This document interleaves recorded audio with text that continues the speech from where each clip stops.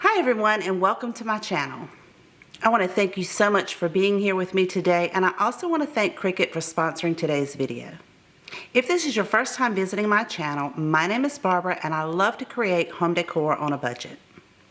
If that's something you enjoy, I hope you'll click that subscribe button and the notification bell so you'll be reminded the next time I upload a brand new video. Also, if you enjoyed today's video, don't forget to give me a thumbs up, leave a comment in the comment section down below, and share with your friends. It really does help my channel. Let's create some high-end Christmas decor using the Cricut Maker 3, and I'm going to show you just a few things that this machine can do. For a couple of projects, I will also be using the Easy Press. So let's go ahead and get started on our first project. For this project, we're going to be using one of Cricut's aluminum sheets. They come 2 in a pack, and this particular one is 5 by 7 inches. I went to Design Space and I selected a pre-made design. I just added a border at the top and the bottom. And my design itself measures 7 inches across because I wanted the border to go all the way across, and then 3.5 inches high. I want to center this on my aluminum sheet. Make sure that you select Engrave, and you make sure that you want to line your design up, especially if you're centering it, when you place it on the mat. So when you go to make it, it's going to pull it up, and you're going to want to move that around on your mat so you'll know exactly where to place your aluminum sheet so that you can put this design in the center. Once I have that lined up and I know exactly where I need to put my sheet on my mat, I then can go down and continue, and it will give me the option to select my material. Here I can go in and browse if you don't already have that saved, and I will select the aluminum sheet, and it's going to tell you to make sure you have the engraving tool. Now I can apply the sheet to the mat, line it up exactly where I need it to be so that my design again will be centered. And then it has a protective film on top of it, so you're going to want to peel that back. And I'm also going to use some duct tape to add to the top and the bottom. You want to make sure that you don't place it where your design's going to be, but this is really going to hold it to the mat so it doesn't move around. Once I have all of that in place, I can then feed this into my machine. I did make sure that I put the engraving tool inside of the clamp. Then you can load the mat into your machine, and then it'll tell you to press the go button and it will do its magic. Now, of course, this is sped up. It does take a little bit of time for it to engrave. Once it's finished, you can unload your mat. And now you have a really beautiful design on this aluminum sheet. Now, it does have a few little particles, so once you remove that from the mat, I took a dry paper towel, just went over top of it to get the debris off. Now, I know you can't see it really well right now, but to bring that design out, I'm going to take some black acrylic paint, and this is made by Apple Barrel, and I'm going to take a brush and go over the design, and before that paint dries, I'm going to take a clean cloth or a clean paper towel and wipe that paint off, but it's going to leave it down inside the indentions where it engraved. And I'll do that over the entire design. Again, you want to make sure that you wipe it off before the paint dries so that it's not all over your sheet, but it is going down into your design, and you can really see that come to life. I think this is such a wonderful feature that Cricut has made so that you are able to engrave things. I'm taking a scrap piece of wood. I have already pre-sanded this. My wood measures 7 by 9 inches. And I'm going to set this on a piece of wax paper so that I can stain it and I don't make a mess everywhere.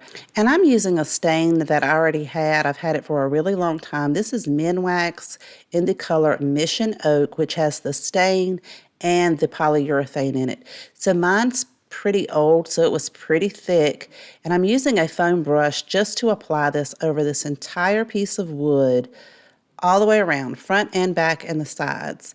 And then before it dries, I'm going to take a clean lint-free cloth and go over it, wipe the excess off, and blend it in, and it's going to bring out those beautiful wood grain look. Now the back was pretty rough, but we're going to be using the front side of this.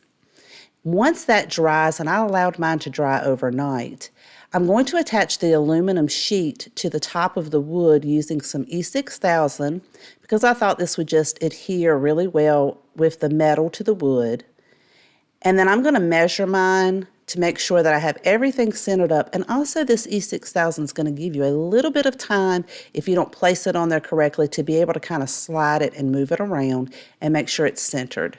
Then I'm going to take some very large clamps and clamp that on each end to hold it in place until that E6000 sets up. And then once that glue dries, you have a beautiful home decor piece. I love this. I love this design. I love how it turned out. And I love the metal on top of that natural wood color. You guys let me know what you think of project number 1. Now let's get started on project number 2. I am using some of that same scrap wood that I had. Now this one measures 5 inches by 8 inches. I'm going to use the same stain, apply it the same way I did in project number 1, and allow that to thoroughly dry. Then I went to Cricut Design Space and pre-selected a design that was already on their Cricut Access, and I am placing this on the premium permanent white vinyl. And this is on a light grit mat. So I'm just going to peel that off after it's done cutting my vinyl. And then I can pull away all of the excess vinyl, leaving me with the saying that I have selected through the design space. And I know you can't see it too well here because it's white, but you'll see it in just a minute when we put it on this beautiful wood color. So I'm going to weed out the pieces that I don't need and then apply my transfer tape. Really make sure I use that scraper tool to adhere it to my transfer tape, and then I can peel the backing off and apply this directly to my sign. So I'm going to apply it centered but a little bit to the bottom because we're going to add some goodies to the top. Again, you're going to take that scraper tool and you're going to, well, it's like a burnishing tool, and you're going to go over that to make sure that your lettering stays onto the medium that you're putting it on. So if any of the letters are peeling up, you can just use that burnishing tool to make sure that it applies before you pull your transfer tape up. And then I go back over it with my finger to make sure all of it is adhered to the wood. So I'm using some greenery with these white balls on it from Dollar Tree, and I just cut 2 of the little stems off, and I'm going to bend one side around so it comes down a little bit off the side of the sign and have the other one going the other way, and I attach that to the wood using some hot glue. Then I'm going to take some buffalo check ribbon and create a very simple bow. Now my ribbon, I get that off of Amazon, and I have that linked in my Amazon store if you're interested. I'm just going to create 2 loops, tie that together with some jute cord, double knot that, cut my excess off of the jute cord, and then I'll also dovetail each of the ends of the tails of the bow. Once I have that looking like I want it to look, I'm going to hot glue that right in the center of the greenery. And I absolutely love how this project turned out. It is so beautiful. I love that white on the wood. It really pops and stands out. And I think this is one of my favorite pieces. Let me know what you guys think. If you're new to my channel, I would love for you to visit me on my other social media accounts. I have all those links in my description box if you are interested. Now let's get started on project number 3. In Design Space, again, I pre-selected a design that was already in Cricut Access. And this actually measures 10.3 by 10.3 because I'm going to be attaching this to one of Cricut's pillow cover blanks, and the blank is 17.5 inches by 17.5 inches, and I want to make sure that it's going to be centered up. So once I have this set up and I've pre-selected matte, you want to make sure that you mirror it because we're going to be using the infusible ink sheet for this. So you'll select the infusible ink sheet from the material list, and then it's going to let you know what tools you need to be in there. It's also going to remind you that you need to mirror your image. So once you have all of that selected, now you can take your infusible ink sheet and apply it to a standard grip mat. And you're applying this with the ink side up. Now you want to make sure that your hands are free of oils, because I did get a little bit of mine. Luckily, I couldn't tell once I got done with the project. But again, you just want to make sure that your hands are oil-free and dry. So once it gets done cutting that, the easiest way to take that off is to actually flip it over and pull the mat off of the back. Now you can weed out, just like you weed your premium vinyl. You'll weed away everything that you don't need. Now this took a little bit longer than weeding vinyl, because it's like a paper, so it didn't want to come off as easily as the vinyl does. So I guess it depends on how intricate your design is, but just take your time and you'll be able to weed those out and get all of the pieces that you don't want on your fabric. So now it is time to prep our pillow cover blank, and I made sure that I had my Easy Press mat, and I'm going to insert that into the center of the pillow cover. And also, I'm going to use a lint roller to make sure that I have removed every bit of lint. Even though this is brand new out of the pack, you don't want anything to prevent your ink from adhering to your fabric. Now you take some cardstock and put that over your mat up under the cover to protect your mat from the coloring. Then I took a piece of butcher paper. Now the butcher paper comes with your infusible ink sheets. And I went to the heat guide for Cricut's heat guide and selected my Easy Press, selected the material that I am using and what I'm going to be putting it on. And then it's going to tell you exactly what temperature and for how long you need to keep it on your material. It gives you the entire supply list, what you need to do to prep your blank, as well as how to apply it, as well as the care instructions after you have completed your project.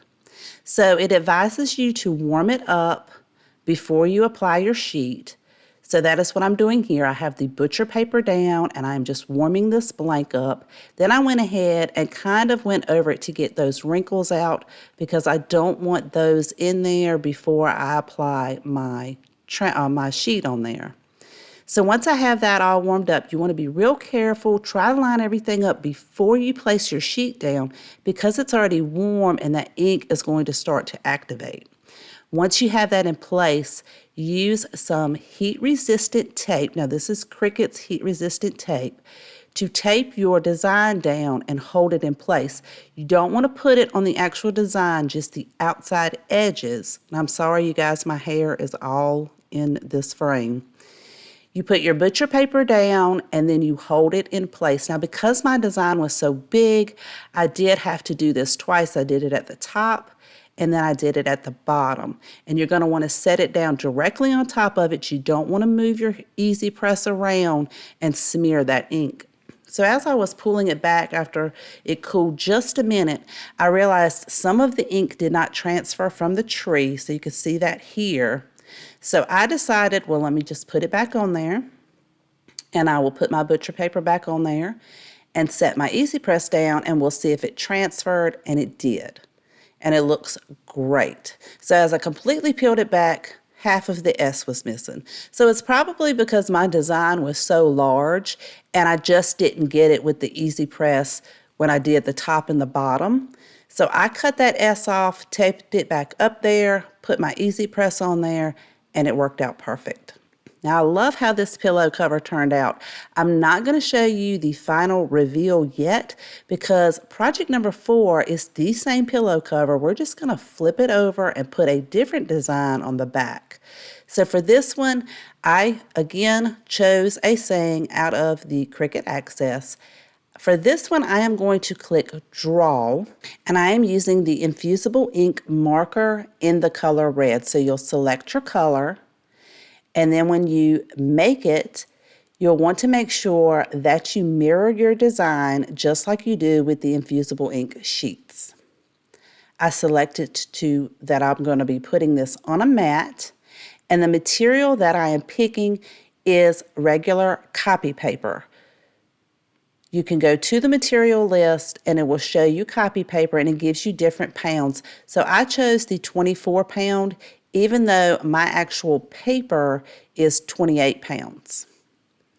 I'm using the Super Premium Bright Inkjet and Laser paper. Now I purchased this from Walmart and I'm going to place this on the light grip mat. Make sure that it's nice and flat, and then put in my red infusible ink marker into the clamp. You'll hear a click, and then you can close your clamp, and then you can feed this into your machine, and it's going to do all the drawing for you. And of course, this is sped up, and this is so neat. And what I love about this, it almost makes you feel childlike because you get to color this in. So once that's finished, you can remove your paper from your mat. And again, I'm just going to peel the mat away from the paper to help keep that paper from curling up.